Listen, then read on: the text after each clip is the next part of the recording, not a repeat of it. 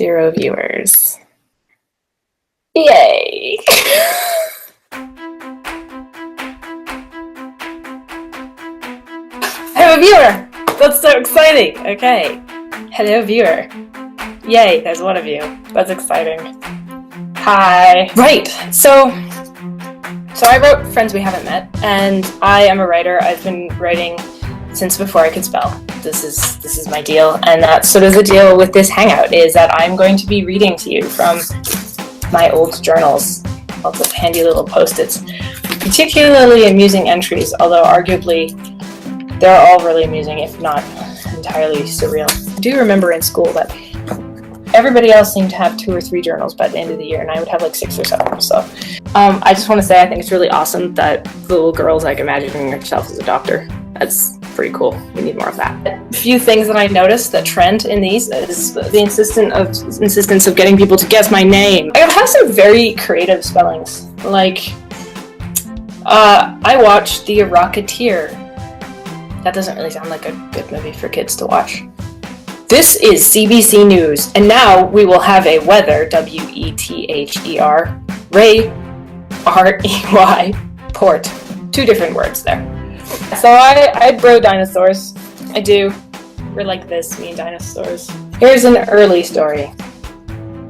Once, W-U-N, apostrophe S, a prince and princess lived in the castle. There was a queen, Q-U-I-N, and king, S. Species. I'm not sure what word I just wrote there. Something. Finally. That makes sense. I would like the world to stop killing the whales. Now, I want to be clear here. When I say whales, I apparently mean the country. I promise with Friends We Haven't Met that things have improved. I'd like to take some questions, if anyone has questions, before I resume the surreal journey through Caitlin's childhood writings. When you wrote your book, did you use any kind of software? Yes! When I wrote Friends We Haven't Met, I did not have the software yet, but in editing Friends We Haven't Met, I do have said software. I'm using Scrivener.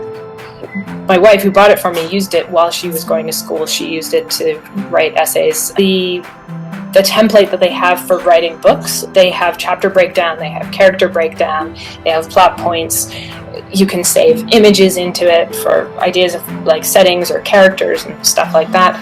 I'm the sort of person who kind of balks at new technology options when they come in, because they think one size fits all and it doesn't, but with Scrivener, definitely very easy to customize and use in your own way as you want to. I seem to have lost all my viewers. Early writer's block. I am distressed, as you can see. Also, I seem to have a mermaid tail. I think being 6 is a little bit like being high all the time. This isn't possible. None of this book is possible without the support of people who have done pre-orders already. So all of my patrons are amazing, and I have immense gratitude to them. And without you, I wouldn't be able to make this book happen. So thank you so much to Gretchen, my lovely wife, Eva, Keiko, my parents, Julian and Shannon, Val, Athea, Jamie, Juanita, Guy, Tova, James, Annie, John, Claude, Natalie, Paul, Chris, Jeremy, Rachel, Patty, Ariella, Zabine, Peta, Celia, Sarah, Ross, who's tuned in, thanks, Nick, Annette, Georgie, Chris, Tina, Lee, Arancha and Stefan, Kit, Julie, to Anonymous, Star, Emily, Sierra, Nicole, and Carrie, Susan, Michelle, and Rita. Thank you so much for already being patrons. Any other questions? How do you find this process compares to the process you used for your first publication? That is such a good question. I published a book in 2013. It was all very experimental. I was just pushing myself and the project to do it myself and get it all done. I funded the whole thing myself, which meant that I didn't really have any funding for it. The process with this one is very different. I couldn't ask someone to sit down and edit it for free on a timeline. So the difference in it was sort of the self-directed very much just doing it myself as a project, almost like a hobby, versus this is like a legitimate real book. Shout out again to my patrons. Thank you so much for backing the campaign. You're awesome. What is currently your favorite piece of your own Dharma art? This is a piece that I did for my mom. I can't take credit for that text. Usually in all my Dharma pieces I actually have come up with the text, but this one is from a story that Pema tells when she's talking to one of her teachers, and she's describing how she went to him and she said, oh, everything's really tough in my life right now, I've got all this stuff going on, I'm really in transition. Her teacher just laughs at her and says, oh, Anima, we're always all in transition, and the sooner you realize that, the happier you'll be. Sort of taking that a little bit further for myself, and what I've added to it, and I say this to myself and I use it as a good reminder when a lot is going on in my life, like, when I'm in the middle of a crowdfunding campaign doing something I've never done before to put my writing out there, and it's all quite scary, and I have no stable income, and I'm stressing about it, is we are always in transition, and sometimes it's just more obvious than others. Starting to regret saying I would do this for 2 hours.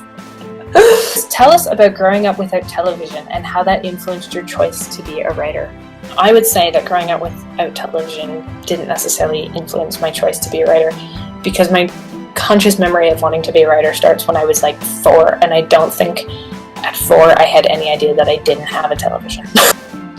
I don't know when it occurred to me that it was strange that I didn't have a television, and all of my friends did. Well, my peers would come home and watch shows or would wake up and watch cartoons. I read books. I read loads of books. It certainly influenced my interest in books. We always had paper. We always had reams of paper, which a lot of my friends didn't. They'd come over and they'd get all excited. It's like, ooh, white paper, amazing. And I would take it and I'd fold it in half and staple it and just make it into a book, and I would illustrate a cover and then I would write a story. And that was something I did instead of watching TV. Thank you. Thank you so much for tuning in. Mad appreciation.